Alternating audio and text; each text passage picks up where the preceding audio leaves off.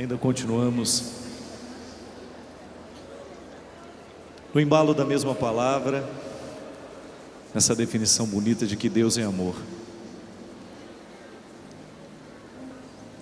Eu particularmente penso, minha gente, que todas as vezes que nós estamos diante de alguém,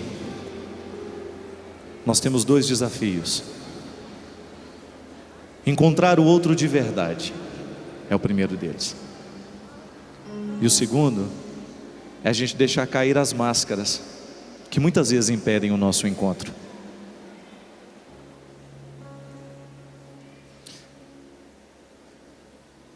Conhecer a Deus, chegar ao que Ele é o grande desafio. Ter a força do nosso discurso, a capacidade de retirar as máscaras que tantas vezes nós colocamos em Deus, as máscaras que nos convêm, as máscaras que convêm às religiões muitas vezes. Muitas vezes não saímos debaixo da mesa porque ainda não acreditamos no amor daquele que nos chama para sair.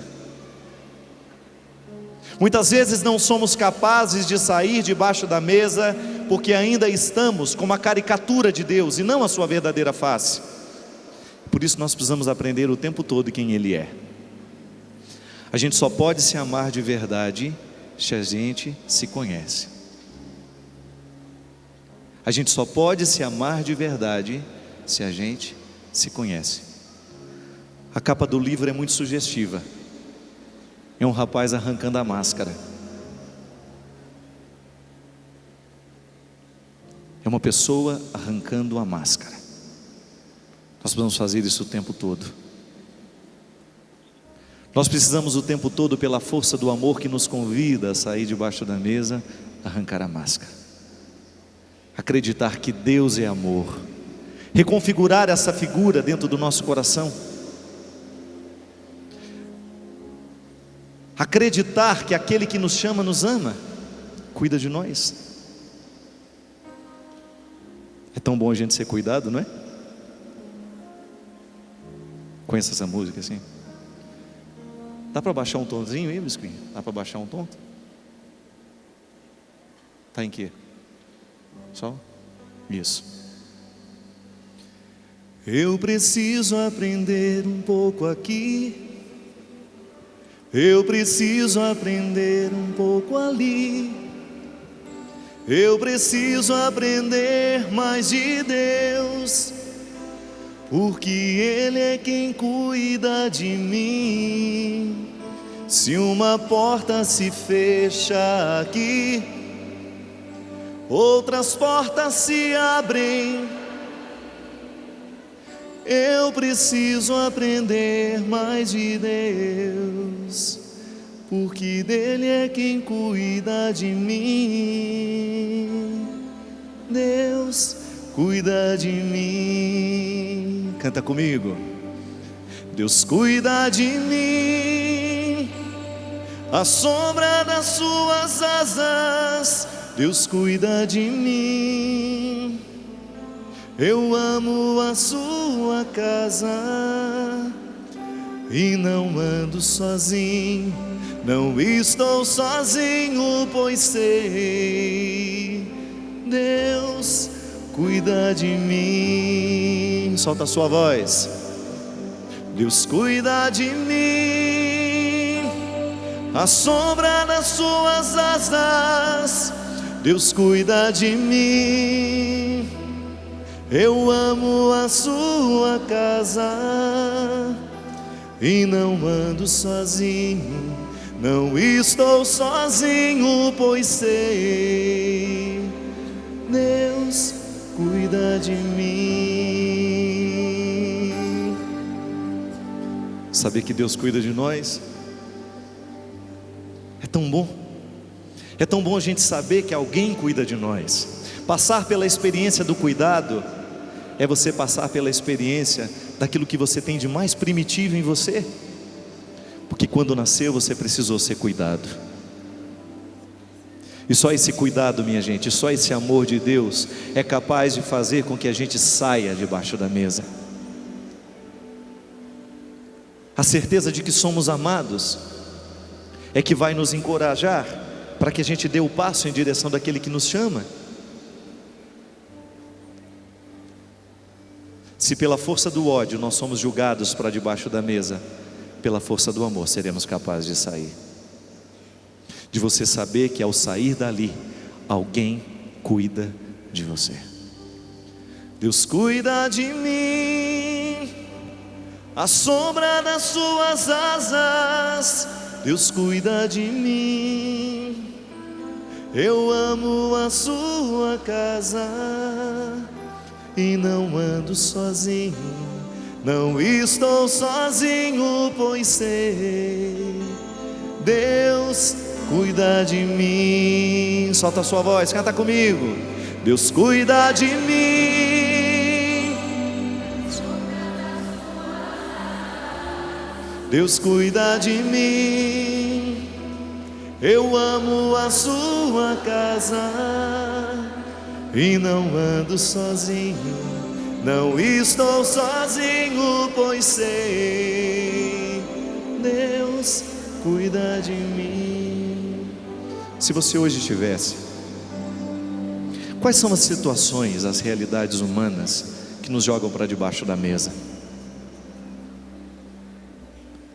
Eu particularmente penso e encontro o tempo todo pessoas que são machucadas nos seus afetos, nas suas emoções. O que é o trauma? Por que nós somos marcados muitas vezes negativamente? O que é o afeto dentro de nós? O afeto, minha gente, é aquilo que nós temos de mais fácil. É como se fosse a camada da pele mais exterior. O afeto é essa parte da vida que é capaz de nos mover, que é capaz de nos levar, porque é muito aqui. O afeto é despertado com uma palavra, com uma música. O afeto é muito fácil de vir para fora. E quando nós falamos de afeto, nós falamos de tudo aquilo que é próprio do humano, de sentir raiva, alegria. E o afeto é uma forma de memória. Assim como você se recorda das equações de álgebra. Mentira, ninguém lembra disso, né? Assim como você vamos falar uma coisa mais simples. Assim como você se recorda das equações matemáticas, das mais simples, ficaram registradas na sua memória, na sua razão. Você articula aquilo que você sabe sobre uma determinada situação. Mas é interessante que no paralelo dessa informação racional, você tem as suas informações afetivas. As suas informações afetivas, elas dão notícias sobre você. Basta que de alguma forma a gente toque nessa informação afetiva e você fica inteiramente para fora. Não é assim? Se você se recorda, se você escuta uma música que há 10 anos atrás marcou a sua vida, o sorriso vem no rosto na hora que toca a música, porque ela puxa dentro de você alguma coisa. Puxa dentro de você. É impressionante o quanto que a nossa memória afetiva tem poder sobre nós. A razão, essa memória racional de nós recordarmos das informações, isso tem um poder muito grande sobre nós. Mas a memória afetiva tem um poder muito grande também. É a partir dela que nós nos movemos. É a partir dela que você rejeita uma pessoa que você nunca viu na vida. Como é que você pode não gostar daquela pessoa se você acabou de encontrar com ela? Ah, não sei. Acho que é a maneira que ela cospe. Não fui com jeito, não gostei dela não. Não topei ela não. Não é assim que a gente fala lá em Minas? Por que é que você não gosta de uma pessoa que você acabou de ver? Você não tem razões de inteligência, você não tem. Porque o que é a razão de inteligência para eu não gostar de alguém? Aquilo que eu já sei sobre ela, aquilo que ela falou, aquilo que eu vi, aquilo que ela me fez. Isso é razão, que você tem dados, informações. Mas como é que você pode não gostar de uma pessoa que acabou de chegar na sua vida? Você encontrou com ela e já não foi com a cara dela. Memória afetiva. Ela deve ter alguma coisa de você mesmo que você não gosta em você. Ou ela deve ter alguma coisa do seu pai que você não gosta nele, ou ela deve ter alguma coisa daquele seu irmão que você não gosta, ela deve ter alguma coisa da sua mãe que lhe recorda, mas sobretudo, a memória afetiva, ela tem o poder de nos mostrar a nós mesmos no outro. Você olha para o outro e vê você. E aí? Da mesma forma como você pode gostar de alguém sem nunca ter tido nada. Encontrou, meu Deus, mas como que eu gostei dessa pessoa? Eu fiquei com vontade de ficar perto dela. Memória afetiva. São os cordões interiores nos ligando, são os cordões interiores nos costurando. Gente, Jesus o tempo todo utilizava-se dessa capacidade de ser amável, porque ele tinha isso tudo muito consciente nele. Jesus era um homem muito consciente das suas capacidades. Ele trazia a pessoa para ele, ela não tinha vontade de ir embora, a ponto do discípulo dizer: Senhor, aonde eu iria, se só tu tens palavra de vida eterna? O que é a palavra de vida eterna? É a palavra que preenche o afeto.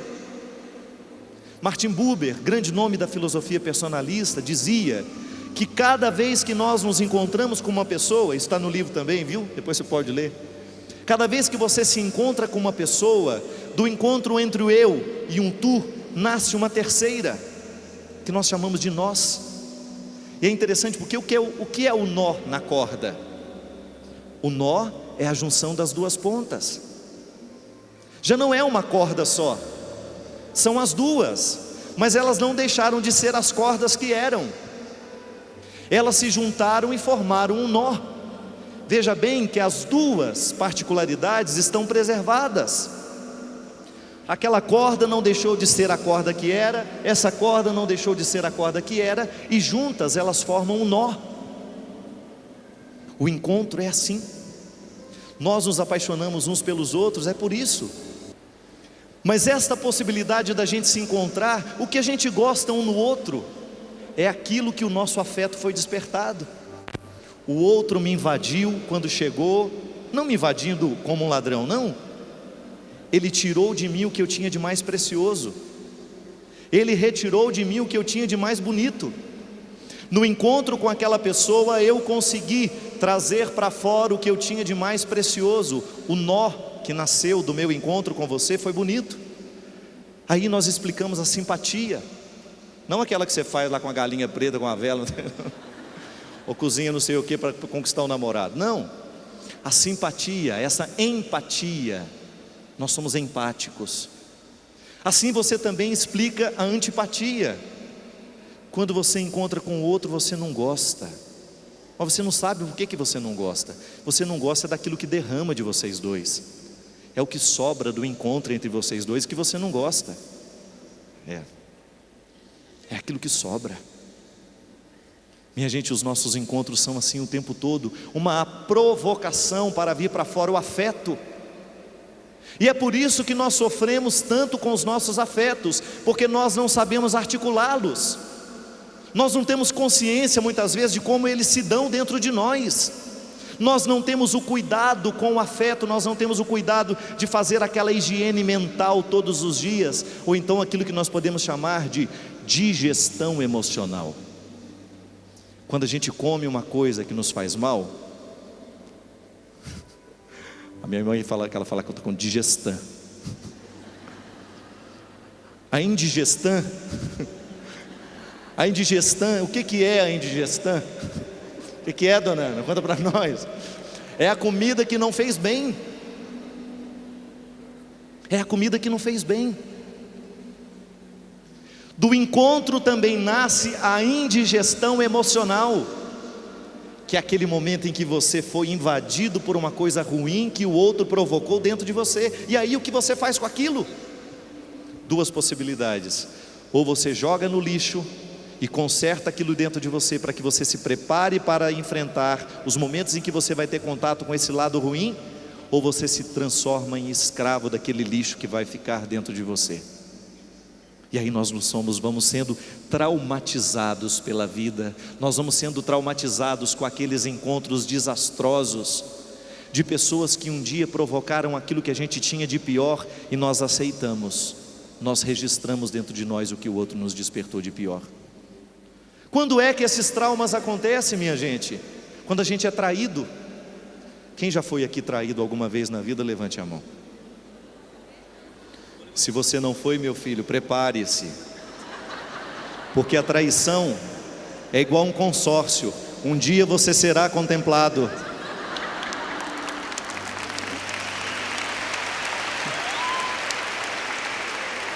Ela virá dos seus amigos, ela virá dos seus inimigos, ela virá do seu cônjuge, do seu marido, da sua mulher, do seu filho. A traição virá. Até Jesus foi traído. Mas aí eu pergunto, o que eu faço com a traição que eu recebo? O que eu faço com a traição que eu recebo? E a traição, minha gente, ela é tão dolorosa na nossa vida, que ela tem o poder de nos jogar para debaixo da mesa. A gente tem vergonha da gente mesmo. Ser traído é uma sensação que você tem de ter perdido o seu valor, porque você relativiza. O outro relativizou o seu valor no momento em que lhe traiu. Então você, ao observar a traição que lhe foi feita, você corre o risco de colocar em questão o valor que você tem também. Aí existem dois aspectos da traição. Aquele que lhe traiu, agora vai lhe dar a oportunidade de lhe trair também. Porque se você entra debaixo da mesa por causa da traição que você recebeu, você está cometendo contra você a pior de todas as traições. Uma coisa é ser traído pelo que está de fora, outra coisa é você ser traído por você mesmo, por aquele que está de dentro. Combater os inimigos que estão de fora é fácil. Quero ver você combater o inimigo que está aí dentro. Olhar para ele, olhar para você mesmo depois no momento da traição e redescobrir o seu valor como pessoa. Não deixar que a traição do outro se registre dentro de você como uma emoção negativa, como um afeto negativo. Pode ter doído tanto que doeu, mas não tem que doer a vida inteira, porque senão o seu inimigo continua sendo a vida inteira. O seu traidor vai continuar lhe traindo a vida inteira, porque ele legitima a presença dele dentro de você, através de você mesmo. Quantas vezes você já foi enganado, passado para trás? Já não temos dedos para contar de quantos barrancos despenquei, ou quantas pedras me atiraram, ou quantas me atirei. Quanta farpa, quanta mentira, quanta falta do que dizer. Sempre é tão easy de viver, mas o teu amor me cura de uma loucura qualquer. É assim? Já não tenho dedos para contar de quantos barrancos despenquei. Ixi, e é cada derrubada de barranco que a gente leva. Cada derrubada de barranco que a gente leva nessa vida, minha gente, não é brincadeira não. Começa a lembrar que você estava achando que estava a Miss Mossoró e de repente, buf, despenca lá de cima e sai catando a chapa, porque até saiu da boca. Estava lá no topo, de repente, buf. E aí? O grande problema não é cair, é não saber levantar. Os barrancos existirão e quando você menos imaginar, alguém vai te esbarrar e você vai cair. É inevitável. E quantas pedras já lhe atiraram? Mas é muita pedrada que voa o tempo todo. Quanta fofoca fizeram a seu respeito? Ixi! E o quanto que essa fofoca já machucou você? Eu vou para aí mesmo. Eles falaram que não pode não, vou andar. Quantas pedras já machucaram você?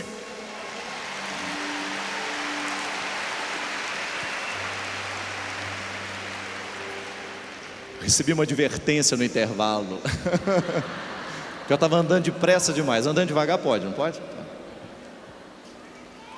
Mas foram muitas pedras. Inúmeras pedras nós já recebemos na vida, minha gente. Canta comigo.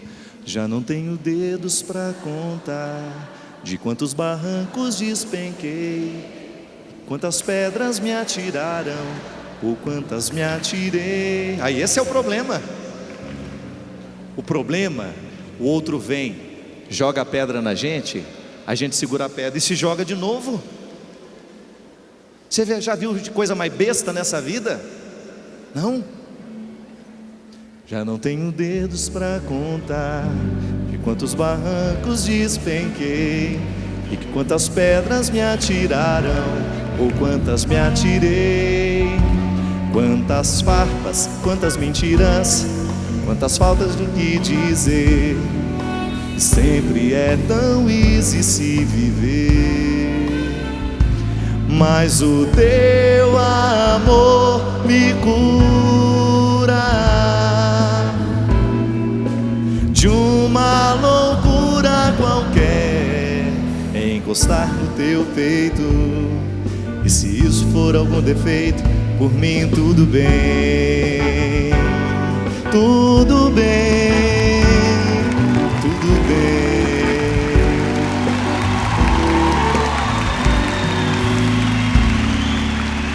Aí, o problema não está no outro que nos joga a pedra. O problema está em nós recolhermos a pedra que o outro nos jogou e ficar se julgando o tempo todo. Pode observar, minha gente, quantas vezes os seus afetos lhe traem, a sua emoção lhe aprisiona, lhe joga para debaixo da mesa, porque você não é capaz de jogar a pedra fora. Quem já recebeu um cheque sem fundo aqui?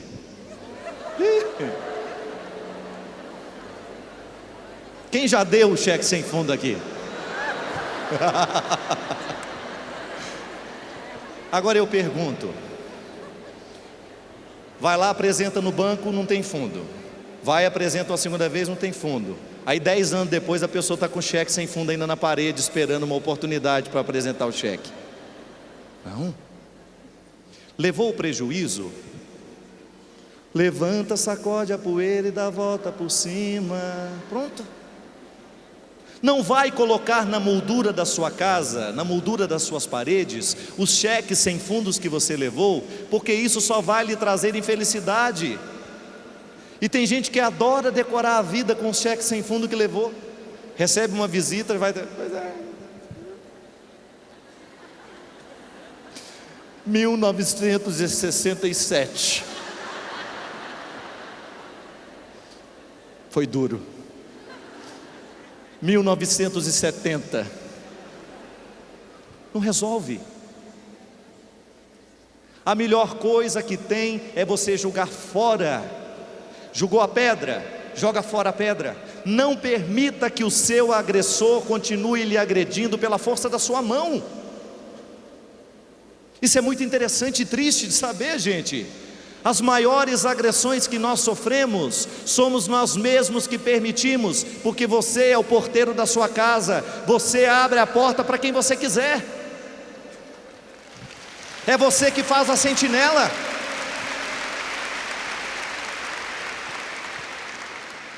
Quantos afetos estragados dentro de nós, coisas que nós já deveríamos ter vomitado há muitos anos atrás, coisas que nós já deveríamos ter julgado fora há muito tempo atrás e não julgamos. A gente vai guardando, e quanto mais guarda, mais feia a pessoa vai ficando, e ela nem abre a boca para falar. Eu tenho uma mágoa, padre, que não tem nada nesse mundo que tira de mim. Então morra com a sua mágoa, que ela vai te matar, você pode ter certeza disso. Pode ter certeza disso. Minha gente, no momento em que o seu coração se ocupa do ódio, esqueça, você não será capaz de amar ninguém, porque o coração não consegue se ocupar de amor e ódio ao mesmo tempo, não. Quando você faz a opção pelo ódio, as pessoas que você precisa amar ficam no prejuízo. Se o seu coração de mãe ainda está marcado pela traição daquele marido há mais de 20 anos atrás, se o seu coração ainda não foi capaz de se libertar deste sentimento negativo, doentio, é possível que seus filhos tenham sido privados do seu amor de mulher. É possível que o seu filho tenha recebido somente os restos do seu amor, porque o tempo todo você se ocupou de odiar o marido, e geralmente quem odeia muito o marido vai ter muita dificuldade de amar os filhos, porque na hora em que está ocupando o coração com o ódio que tem pelo marido, ela não será capaz de amar o seu filho. Isso acontece.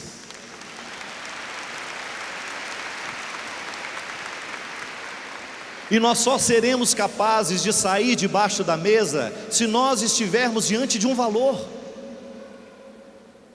Se o seu filho não é razão suficiente para você esquecer as mágoas do casamento passado, de tudo aquilo que foi da vida passada de vocês dois, se os seus filhos não são a razão para você reconstruir a sua vida, então eu não sei o que é que você precisa. Minha gente, com todo respeito aos que têm o problema do álcool, eu sou filho de um homem maravilhoso que num determinado momento da sua vida viveu o problema do álcool. O meu pai parou de beber, é no momento que nós olhamos nos olhos deles e pedimos: pai, por amor que o Senhor tem a mim, eu disse para ele, se eu represento alguma coisa na vida do Senhor, me dê a alegria de voltar para casa e de encontrar o meu pai aqui dentro, e não esse verme que o Senhor se transforma quando bebe. Palavra dura mas de alguém que ama. Falei sorrindo para ele, não falei gritando não. Meu pai parou de beber, meu pai reconstruiu a vida dele, morreu com dignidade. E eu digo para você, se você bebe, se você destrói a sua vida pela força do álcool, e se o seu filho não é razão de você deixar disso, então me desculpe, eu duvido do amor que você tem por ele.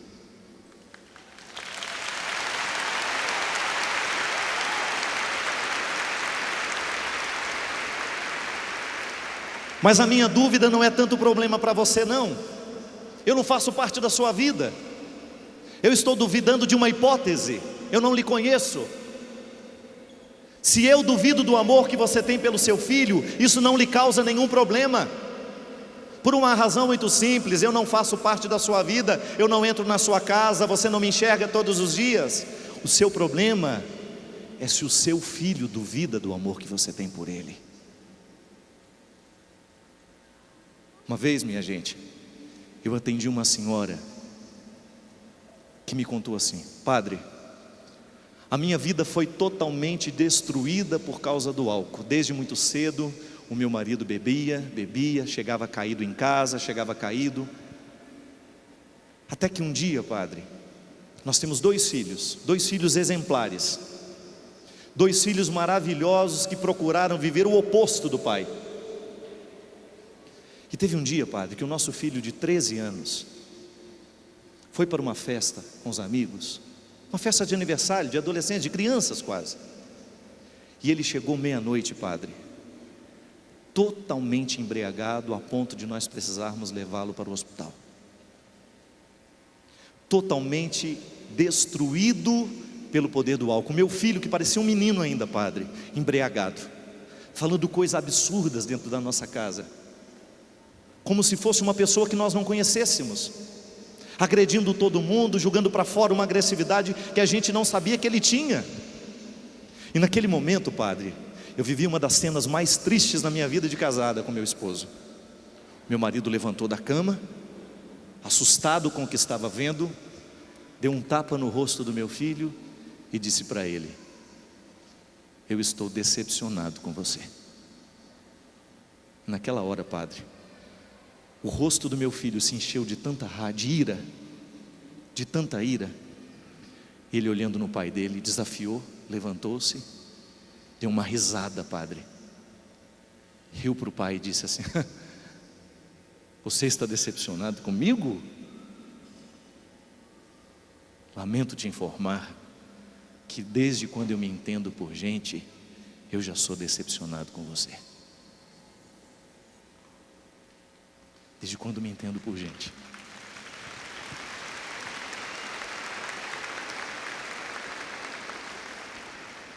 Esse é o poder do álcool, minha gente, sequestrando os nossos pais das nossas casas. Esse é o poder do álcool nos privando de ter pai dentro de casa.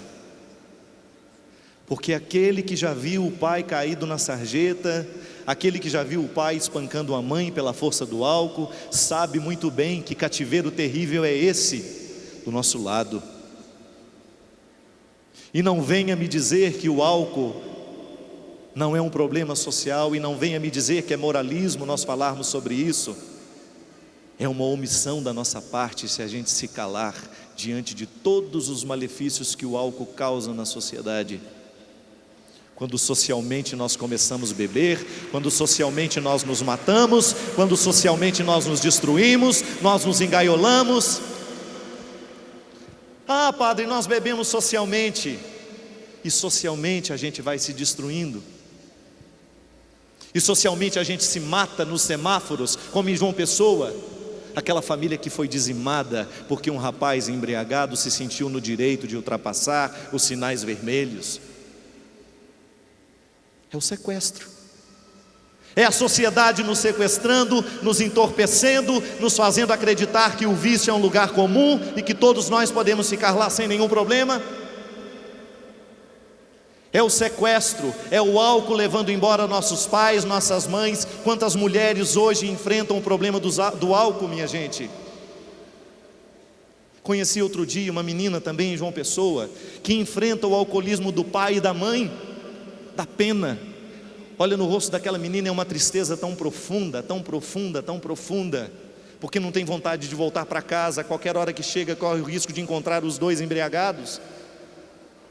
É órfã, antes da morte do corpo, é órfã, porque o sequestro da subjetividade já aconteceu ali. Os pais estão no cativeiro da dependência, e as famílias vão ficando infelizes lentamente, e nós vamos cultivando isso dentro da nossa casa. As pessoas vão sendo roubadas delas mesmas. É o vício levando seu filho embora.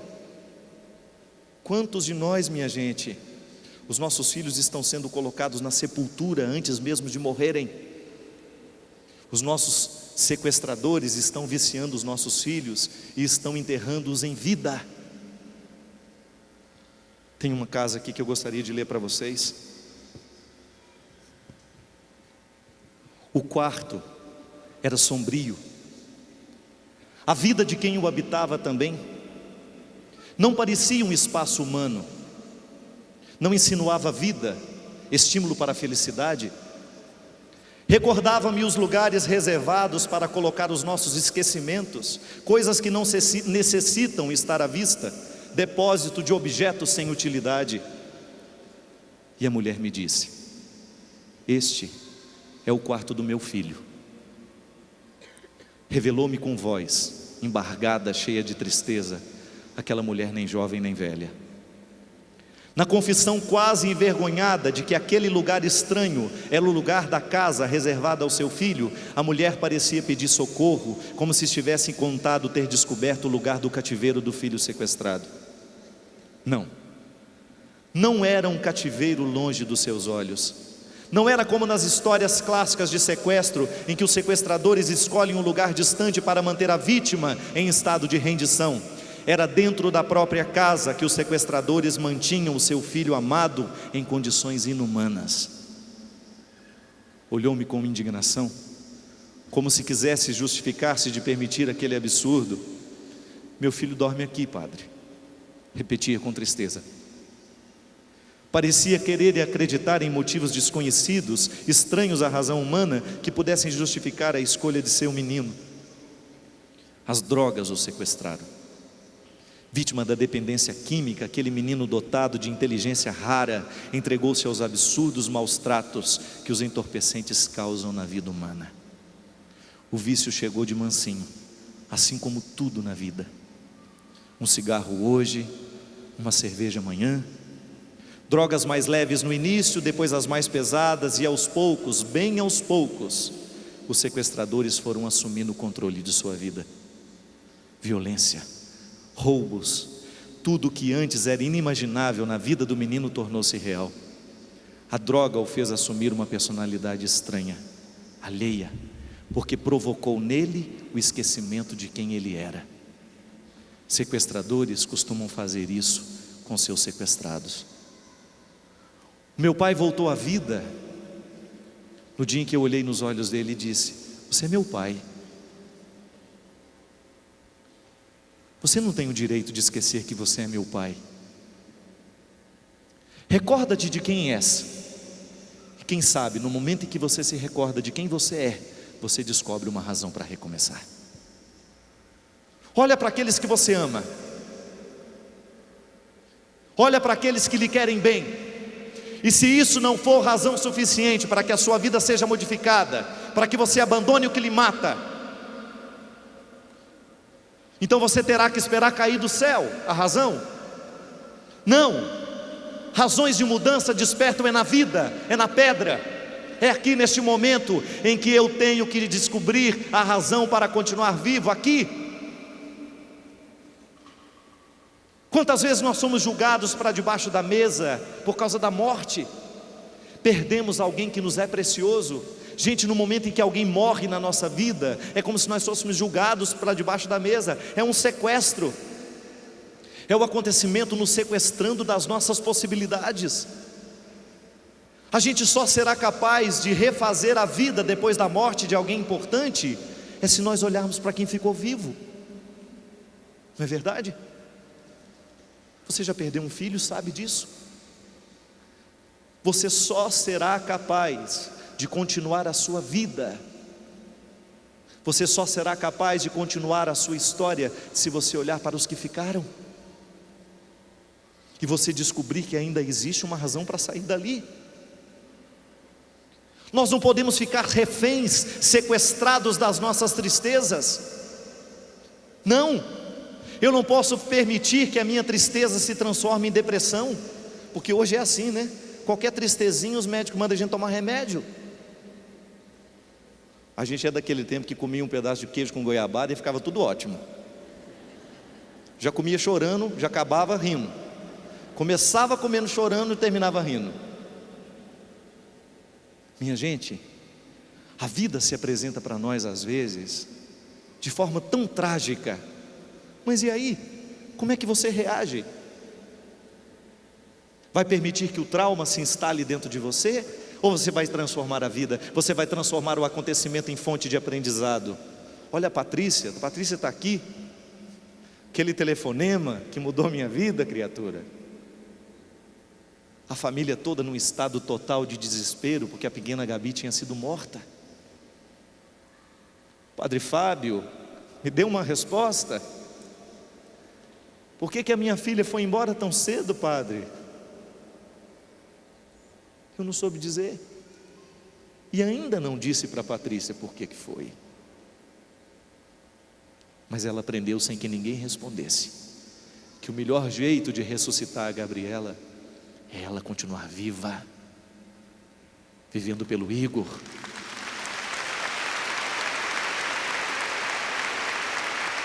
Vivendo pelo esposo.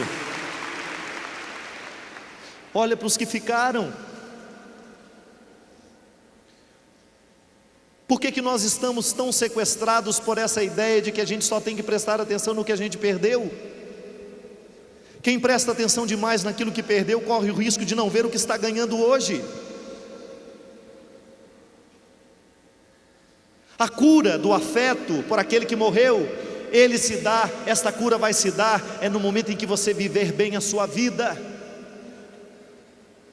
Nós não podemos transformar a morte num episódio pior do que já é. A morte já tem os seus traumas e sobra traumas quando ela nos toca. Mas nós inventamos alguns mais. Nós arrumamos alguns a mais. Não, deixe que a vida aconteça, minha gente. O melhor jeito é deixar que morra. Eu não posso continuar arrumando o quarto do meu filho como se ele fosse voltar. Não. Eu tenho que olhar para a dura realidade da morte do meu filho e acreditar, ele não está mais aqui materialmente, mas há um jeito de continuidade. Eu sou cristão, eu acredito em ressurreição, eu acredito em possibilidade de manter o outro vivo mesmo quando a matéria não está aqui. É a vida sendo reorganizada, é o luto sendo organizado e não se transformando em experiências traumáticas dentro de nós. A morte muitas vezes é uma mestra em colocar dentro de nós traumas, lembranças negativas. Não, ela já é pesada por natureza. Transforme-a. Ah, padre, eu não dou conta. Então não vai dar conta mesmo, porque essa frase é a pior frase que nós podemos ouvir na vida. Eu não dou conta. Adoro velório, gente. Velório é o lugar que você escuta as maiores bobagens da vida. Ninguém está acreditando em nada daquilo que está falando, mas está falando. Sem contar os curiosos, né, que nem sabe quem é o morto. Vai às duas, vão chegando perto. Olha o defunto. É, comadre Geraldo, eu não conhecia não, você conhecia? Não estou lembrada mesmo. Ela só para ver quem era o defunto. Ainda vai procura os familiares. Não, gente, não sou. Chegou a hora dele, né? E aí a gente vai fazendo daquela experiência um trauma ainda pior. E na hora de enterrar sempre tem uns 2, 3 que querem ir junto. Joga! Dá um empurrãozinho para ver se ela vai mesmo. Quero ir junto! Joga a pessoa para ver se ela vai. É a hora de você parar. Está lá colocando o defunto no negócio, a outra está gritando que quer. É a hora de... Então tá bom, gente, espera aí, pode entrar. Quero ver como é que ela vai fazer. O que ela vai falar. Não. A experiência do desligamento, ela tem que ser tão bonita quanto a experiência do primeiro encontro. Você não sabe quanto tempo você tem ao lado das pessoas, mas você tem que aprender, eu tenho que aprender, nós temos que aprender a viver, conjugando o tempo que é possível. Eu não tenho como me ficar fixado naquilo que eu não tenho mais. É lamentável, gente, nós vamos chorar mesmo, nós vamos sofrer, mas o sofrimento, o choro, ele não pode se transformar em traumas na nossa vida, que depois nós traumatizamos os nossos filhos. Você pode observar que os seus medos da morte, você deixa como herança para os seus filhos. Cura isso dentro do seu coração, modifique o jeito de interpretar a morte, para que você não continue traumatizando os que vierem depois de você. É pedra que a vida nos manda, é derrubada no barranco. Quando você menos imagina, você está ali, vivendo tudo de novo. E aí? Como é que nós vamos encarar essa vizinha? Porque morte é vizinha, está aí. Está o tempo todo rondando, porque um dia vai, todo mundo vai, não adianta. É igual consórcio. Um dia você será contemplado. E na hora da contemplação? E aí? Muitas vezes, minha gente, nós vemos famílias inteiras entrando debaixo da mesa porque alguém morreu. É aquela incapacidade de se liberar, de deixar que a vida continue. Uma das coisas mais bonitas que nós podemos aprender é a gente dar o passo adiante mesmo sem saber o que vai ser. Quanta coisa você achava que seria insuportável naquele momento, porque estava vendo a vida somente com os olhos daquele momento. Eu sempre digo isso, testemunho isso o tempo todo. A morte da minha irmã foi um dos momentos mais traumáticos da minha vida. Minha irmã saiu, estava viva, cheia de vida, bonita, de repente não existe mais.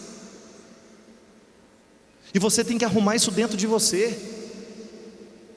Eu pensava, eu nunca mais vou conseguir me reerguer naquele momento. É porque eu olhava com os olhos daquele momento. Só que eu tenho que deixar que o tempo passe para mim, porque senão eu vou ficar fixado naquele momento. Você já imaginou se Nossa Senhora, se João, se os discípulos que estavam no Calvário se recusassem a descer do Calvário? Vou ficar aqui, vou chorar mais um bocadinho, gente. O momento do sepultamento é o momento em que nós começamos a ressurgir para a vida. Por mais duro que seja o momento, teve que sepultar um filho, eu sei que não é fácil, e por mais que eu tente com as minhas palavras me aproximar do seu sofrimento, eu sei que eu não consigo, mas você não pode permitir que aquele momento seja o definitivo para vocês. Depois do sepultamento do filho, é necessário organizar o luto, porque senão nós vamos morrer, nós vamos perder a oportunidade de viver a ressurreição por ele. É sair da mesa, é deixar que esse sentimento ruim venha a ser modificado por outro. É interessante isso, minha gente. Nós somos curados, essa afetividade que está toda à flor da pele, isso que você sente o tempo todo em você, isso aí é curado à medida em que você substitui o que você pensa sobre o fato. Uma ideia boa substitui uma ideia ruim, e a pessoa é curada.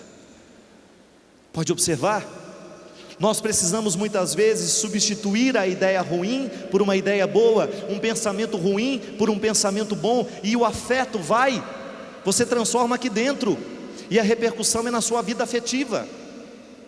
Por isso que no momento do sofrimento agudo, a gente fica meio burro, a gente não consegue refletir, nós ficamos muito à flor da pele, nós queremos as respostas fáceis, e aí? A resposta fácil não existe, a resposta fácil não existe, é o momento de você ter a possibilidade de conviver com aquela resposta que é mais dura, que leva mais tempo. Ah, mas eu tenho dificuldade com isso, padre. Não é só você não, minha filha. Todos nós estamos muito acostumados com os alimentos refinados. Você sabia disso? Alimento refinado não dá trabalho nenhum para a sua digestão, por isso que eles engordam tanto. O organismo absorve rapidinho, muito rápido. Por isso que você tem que comer tanto ao longo do dia, porque o alimento que você ingere não é integral. Olha a diferença do nome, integral. Refinado. Fala comigo. Integral. Enche a boca. Refinado. Sai sem abrir a boca. Pode abrir. Refinado. Eu não gosto desse trem integral, não. Já olha com aquela cara assim, né? Porque aqui é moleza, eu quero ficar gordo, eu quero engordar. Não quero muito trabalho, não. O integral dá trabalho para o organismo. Mas sabe por que é bom o organismo trabalhar? Ele emagrece. Imagina que beleza, você comer um alimento que não te engorda e ao contrário te emagrece. Porque o seu organismo, para digerir, gastará mais calorias. Vai entrar lá no seu cálculo basal, que é o tanto de calorias que você necessita para você manter-se o corpo vivo, mesmo só respirando e dormindo. O seu cálculo basal, ele será mais alto à medida em que você tiver um teor de gordura mais baixo, que você tiver uma atividade física. Comer o alimento integral é você dar trabalho ao organismo, é você não cair no fácil. Minha gente, a digestão de um alimento integral, ela leva mais tempo, e por isso que você fica nutrido mais tempo. Comer um arrozinho integral, comer um pão integral, grãos, são alimentos que vão dar trabalho ao nosso organismo, vão fazer bem a ele, acelerar o metabolismo. Trabalha aí, rapaz. Não é aquela comida mole, aquele sorvete de creme. Quase que eu falei uma coisa aqui que eu não posso. Ia falar uma marca. Você já pensou nela? Que vem com aquele balde de coca do lado, né? Tudo é Mac. Aquela praça da alimentação cheia de coisas. Vai comer no Mac. Não pode. A opção pelo alimento refinado é uma opção muitas vezes sem reflexão. Na vida dos nossos afetos a mesma coisa. Nós estamos acostumados com os afetos refinados.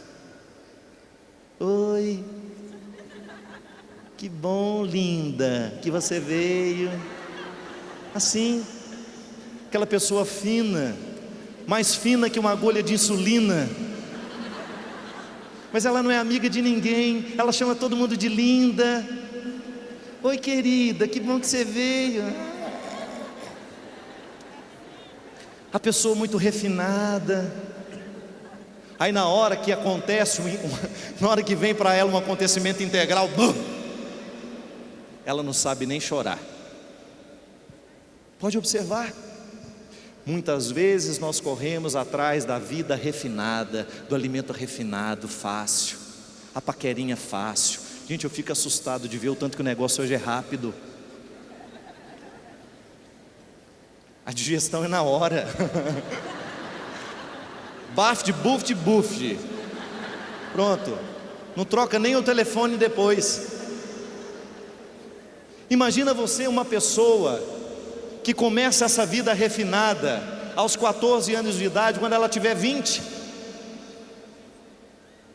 Quantas pessoas terão passado pela vida dela de maneira rápida? E o que ela fez com tanto sentimento? Porque não é possível que essa história de só beijar na boca não fique nada um no outro.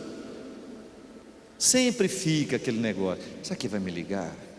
Aí a sua amiga pergunta: ele ligou? Eu não, queria que também ele ligasse. Mentira, estava louca que ele ligasse. Não é? O afeto muito refinado não dá trabalho não. Agora minha filha, você que é mãe, você sabe o que é afeto integral.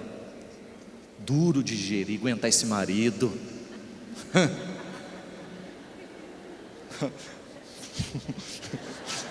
Aquela cara, né? São 25 anos, padre. Você sabe muito bem do que eu estou falando, de alimento que leva tempo para digerir. Não é brinquedo não. Só que tem um detalhe: vocês que já ultrapassaram o cabo da boa esperança, vocês foram educados para o sentimento integral, para o afeto integral.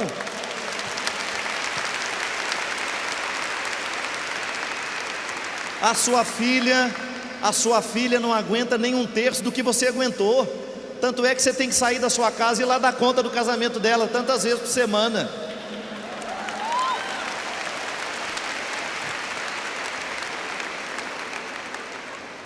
O seu filho corre o risco de não dar conta nem da metade do que você deu conta, porque ele está ingerindo o tempo todo sentimentos e afetos, ele está se alimentando de sentimentos muito refinados, muito rapidinho. Minha gente, em outros tempos o processo da conquista era demorado. Era aquele tempo de você selecionar do meio das moças. Eu lembro lá em Formiga era assim: você quer o coreto. Imagina um coreto bem grande, a banda tocando, gente, e nós igual palhaço andando para baixo e para cima.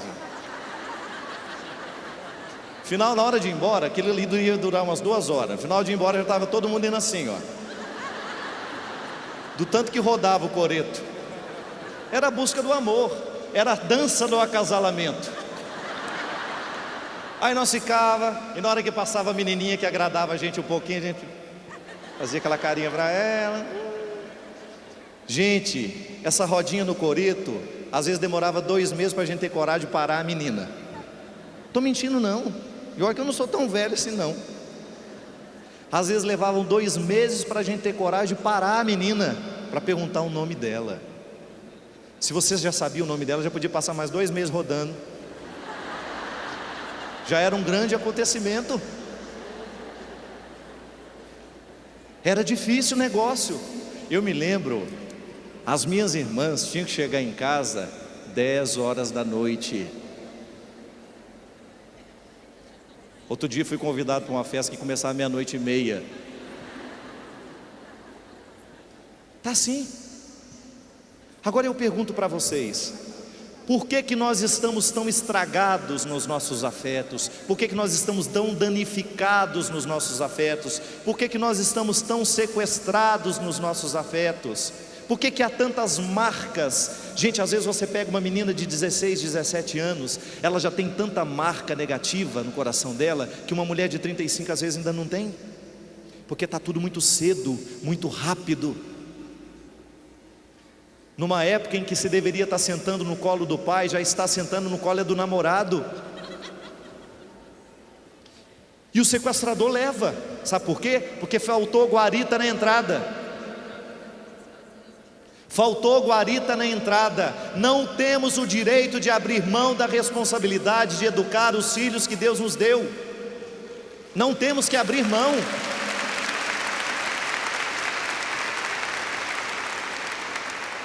Os inúmeros traumas, as inúmeras marcas negativas dos afetos estragados estão em nós, é porque nós nos expomos muito cedo aos riscos. Uma menina de 16 anos não está preparada para tudo aquilo que ela enfrenta, minha gente. E o grande problema é que vai criando uma desilusão. O mito do amor romântico que eu trato aqui no livro é uma das socializações mais terríveis, culturais que nós temos, que é aquela idealização do homem perfeito, da mulher perfeita. Porque neste tempo muito rápido, você vai ficar o tempo todo querendo o príncipe encantado. Sai todos os dias e todos os dias tem um príncipe, só que você vira abóbora depois da meia-noite. A desilusão vai aumentando. Pode observar. Eu sempre digo, né? Aos 15 anos a menina espera que o príncipe venha montado num cavalo branco, loiro, olhos azuis, forte, não tem frieiras. Aos 18 anos, admite-se a possibilidade que o príncipe tem um furúnculo. Aos 22, o cavalo não precisa ser tão branco assim também, né? É exagero, né? Aos 28, se vier de cavalo, né? Não precisa ser um cavalo assim.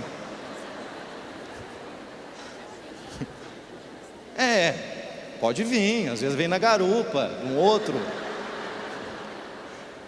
E aos 35, pode vir de jegue. Não é verdade?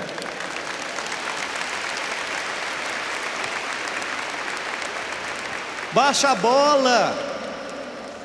Para com isso, o príncipe encantado não existe. Existe aquele rapaz que trabalha lá no supermercado, que vai entregar uma compra para você, de repente você olha para ele, opa! Tu viu uma menina, uma colega minha de academia, bem novinha ela, né? Ela virou e falou assim para mim: nossa, padre, eu estou numa raiva. O que foi? Eu estava atravessando a rua, aí veio um rapaz de moto, ele viu que eu ia atravessar, ele deu um arranco na moto, que ele estava parado, deu um arranco na moto, eu voltei. Aí ele sorriu para mim e eu fiquei brava, né? Aí eu fui de novo, ele deu um arranco de novo. Na hora que eu fui e ele deu um arranco, aí eu cismei e passei. Só que eu assustei tanto que eu deixei cair tudo no chão. Meus cadernos, meus livros. E você acredita que aquele ordinário veio me ajudar a catar? E eu já imaginando a cena romântica na minha cabeça, eu já vendo com os outros olhos, né? E aí eu virei e falei assim: nossa, que legal. E aí, o que você falou para ele? Eu mandei lá merda. E ele foi. Não sei, ele saiu bravo também, porque eu gritei com ele. Sim, Mirela, você sabia que você pode ter perdido o homem da sua vida? Por que você está falando isso? Não sei. Qualquer que seja a oportunidade, você tem que olhar bem nos olhos dele, porque pode ser que ele vai chegar vestido de um jeito que você não espera, falando coisas que você não esperaria que ele estivesse falando. Que o amor da sua vida, ele pode até existir, mas ele vai chegar quando você menos imaginar. Porque quando você imagina muito, você constrói pessoas que não existem. E quando você constrói pessoas que não existem, você não enxerga as que existem.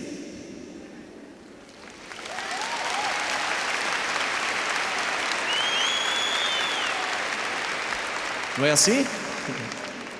Às vezes a gente constrói a pessoa ideal, ela não existe. A pessoa ideal não existe, existe a pessoa certa. Sequestro, gente. A mentalidade nos sequestra para esperarmos do outro que ele seja perfeito. Às vezes nós nos machucamos muito com os outros, é porque nós temos expectativas muito elevadas sobre o outro. Olha para ele como ele é. Olha para ele como ele é. Se você fica imaginando demais, você corre o risco de não enxergar. É um sequestro da subjetividade terrível nos dias de hoje, a idealização das pessoas. Eu não me casei com o homem que eu encontrei, padre, eu me casei com o homem que eu imaginei, e descobri 3 anos depois.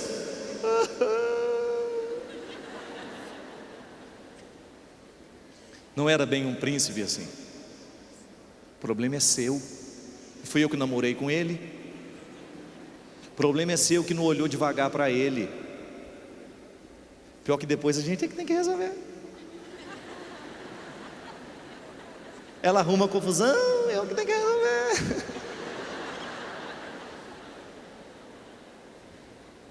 Olha devagar para as pessoas que você encontra. Não fique vendo aquilo que você gostaria. Deixe que a pessoa revele quem ela é. Fernando Pessoa, eu até trago um dos versos dele aqui, que acho fantástico. Nós não temos, muitas vezes, um dia eu acho aqui, quando nós somos encontrados por pessoas que nos imaginam, elas pecam 2 vezes contra nós. Ou porque elas nos imaginam piores do que somos, ou porque elas nos imaginam melhores do que somos. E nenhum dos dois é bom estar. É jaula, é gaiola. Cada vez que na sua vida você é colocado dentro de uma gaiola, alguém que imaginou que você fosse pior, ou alguém imaginou que você fosse melhor, é ruim, é sequestro. E registra dentro de nós uma falsidade, porque você tem medo de contar a verdade. E Fernando Pessoa dizia: fiz de mim o que não soube, e o que poderia fazer de mim, não fiz. O dominó que vesti era errado. Conheceram-me logo por quem eu não era, e não desmenti, e me perdi. Quando quis tirar a máscara, estava pregada na cara.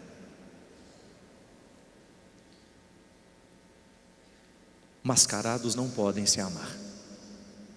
Lembra daqueles bailes de máscaras que tinha no carnaval? Oh, abre alas que eu quero passar. Oh, tempo que carnaval tinha serpentina, né? Aqueles negócios, né? Aqueles canalzinhos, bobinho, né? Oh, abre alas que eu quero passar. Já viu mãe dançando? Sempre assim. Elas dobram os bracinhos assim, ó. É no tempo que o carnaval era dançado igual mãe. Todo mundo dançava do mesmo jeitinho assim. Põe a sua mãe para dançar para você ver. Você vai morrer de vergonha.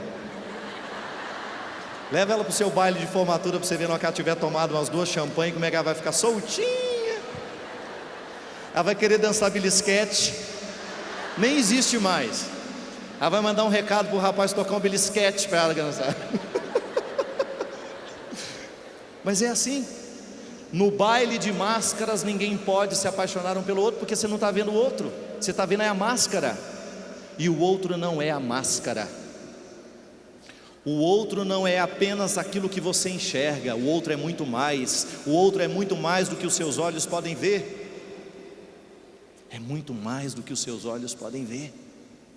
E aí, minha gente, quantas vezes você entrou debaixo da mesa porque você não teve coragem de desmentir o que os outros acharam? E quantas vezes você perdeu um tempo precioso da sua vida debaixo dessa mesa porque você optou pela falsidade? Você não teve coragem de assumir quem você era. Você não teve coragem de dizer não àquilo que precisava ser dito não. Você não teve coragem de assumir a sua identidade. E o outro ficou imaginando você, e de repente você era o fruto de uma imaginação. Não pode. Não pode. O outro tem que gostar de você como você é. Se ele não gosta, que ele vá embora ou que volte mais tarde, depois que aprendeu. Você não é obrigado a se transformar num personagem. E não se desespere, sempre tem um chinelinho velho esperando pelo outro.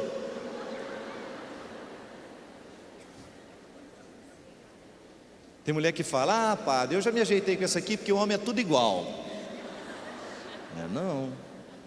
é você que olha para eles do mesmo jeito. Todos os homens você olha e enxerga do mesmo jeito. Não pode. Tem que ter uma diferença nisso tudo. Minha gente, os nossos afetos, as nossas emoções, elas dominam o que a gente acha sobre o outro. As nossas idealizações acontecem aqui, no momento em que nós projetamos sobre os outros os frutos das nossas necessidades. Eu quero um marido assim, eu quero uma esposa assim. Cuidado com essa frase. Ela pode ser a frase típica de alguém que vai estar pronto para sequestrar o outro, para trazer, para manter em cativeiro. Não é. Casamento não pode ser eu quero um marido assim, eu quero uma mulher assim, não. Casamento tem que ser fruto da gratuidade, do encontro, dos defeitos que nós temos, das qualidades que nós temos, e nós lapidamos isso o tempo todo juntos. Mas eu não posso ficar fazendo o outro ser aquilo que eu quero que ele seja. Isso não é amor. O amor é a capacidade de você olhar para ele, reconhecer que tem defeitos, tem qualidades, e mesmo assim você não desiste dele. Caso contrário, a gente vai ter medo de dizer quem a gente é. Caso contrário, nós vamos ter medo de dizer quem a gente é. Temos que aprender. Temos que aprender quem é Deus. Temos que aprender quem somos nós. Tanta coisa a ser aprendida, gente. E debaixo da mesa não é lugar de aprendizado, não. Tem que sair logo. Se a gente precisa aprender sobre Deus, nós também precisamos aprender sobre nós. Qual é o seu mecanismo? Como é que você age? Como é que você sente? Como é que você controla os seus afetos? Como é que você faz com tudo isso que você é aí? Antes de você entrar na minha vida, de se decidir por mim, por minha história, haverá de ter clareza, de saber bem quem eu sou, para depois não me dizer ter se enganado. Eu não posso ser o que você quiser. Sou bem mais do que os seus olhos podem ver. Se quiser seguir comigo, eu lhe estendo a mão, mas não pode um só momento se esquecer. Sou consagrado ao meu Senhor, solo sagrado eu sei que sou, vida que o céu sacramentou, marcas do eterno estão em mim. Antes do seu amor chegar, um outro amor já me encontrou e me envolveu com tanta luz que já não posso me esquecer. Se mesmo assim quiser ficar, seja bem-vindo ao meu lugar, a este coração que resolveu plantar-se inteiro em Deus e hoje não quer mais se aprisionar. Muita gente acha que eu fiz essa música para uma mulher que estava dando em cima de mim, não é não? Essa música eu fiz para uma mulher que testemunhou para mim uma situação que marcou profundamente o meu coração. Talvez uma das razões do passado que me levou a escrever esse livro. Um dia ela me ligou e me disse assim: padre, meu marido me bateu tanto que eu vou ter que ficar no mínimo uns 10 dias sem sair de casa, de tão roxa, de tão machucada que eu estou. Eu fiquei tão indignado com aquilo, minha gente, porque se tem uma coisa que eu verdadeiramente abomino nessa vida, é a agressão que vocês mulheres sofrem, que já chega às que não atingem o corpo. E eu disse para ela: minha filha, cada vez que o seu marido ousar levantar o braço contra você, pede para ele tirar as sandálias dos pés, porque você é um território santo. Pede para Ele. Olhe nos olhos deste homem e diga a Ele quem você é. Olhe para Ele e diga para Ele que você não é terreno baldio para Ele fazer o que Ele quer, não é? E muitas vezes, minha gente, na busca desenfreada pelo amor refinado, rápido, nós permitimos que o outro faça o que quer com a gente. E o que sobra de você? O que sobrou de você desses muitos relacionamentos que você viveu, que foram desastrosos, que machucaram profundamente você, porque o outro entrou na sua vida como se você fosse qualquer uma, como se você fosse qualquer um, e você não é qualquer um, você não é qualquer uma. O que você fez daquele afeto? Um conselho eu lhe dou: joga fora. Joga fora para que ninguém mais perceba que aí dentro existe um lixo para encorajar a jogar lixo também. Porque às vezes o outro joga o lixo em nós, é porque a gente demonstra que tem lixo dentro.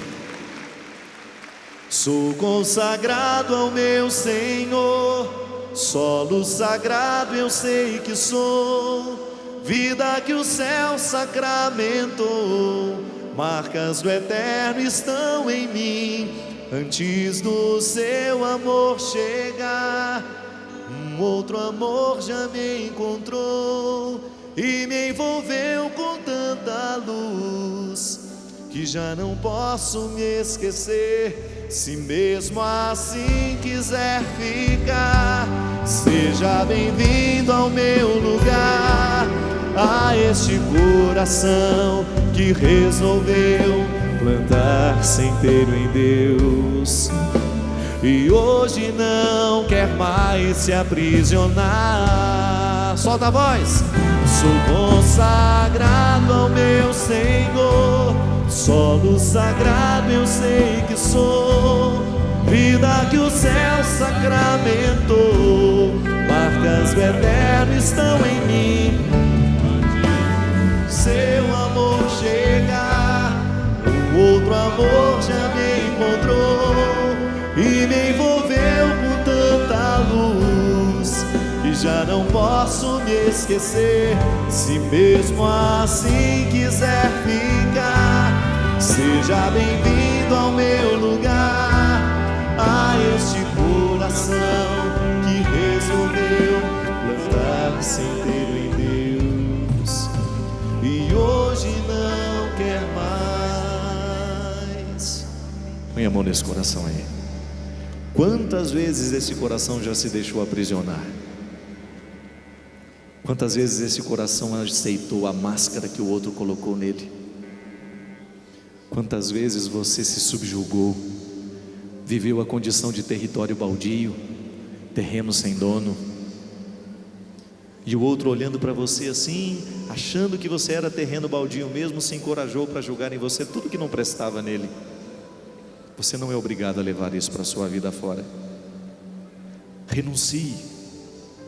Há relacionamentos lá do seu passado, há muitos anos, você nem encontra mais, mas as raízes estão aí dentro. Ainda provoca afeto ruim dentro de você quando você se recorda. Expulse. Renuncie em nome de Jesus todos os afetos que lhe machucaram, todos os afetos que lhe desequilibraram, que lhe desordenaram, todas as palavras que foram grosseiras, todas as palavras que lhe machucaram, todos os relacionamentos que foram fragilizadores. Hoje Deus olha para cada um de nós e quer nos entregar uma chave para abrir o quarto sombrio em que nós escondemos a nossa alma. Sou consagrado ao meu Senhor, vida que o céu sacramentou, marcas do eterno estão em mim.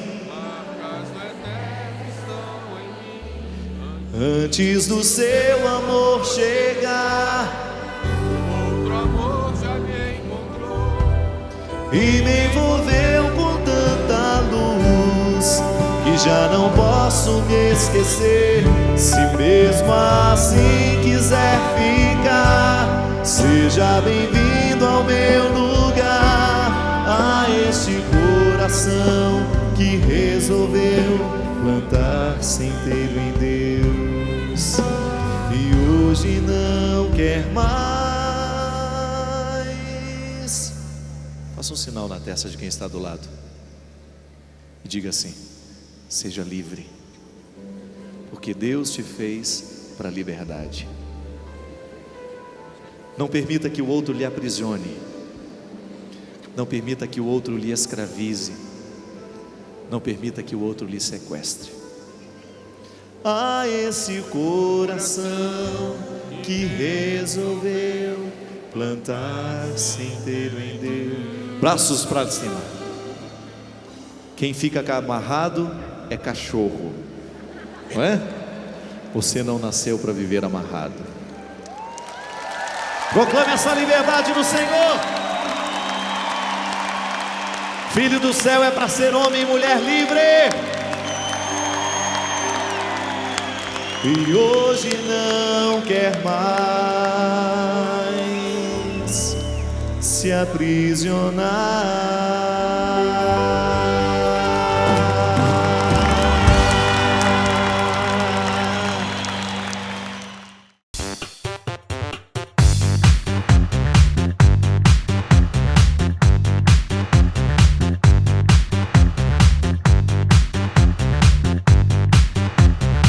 CançãoNovaPlay.com. Assine já!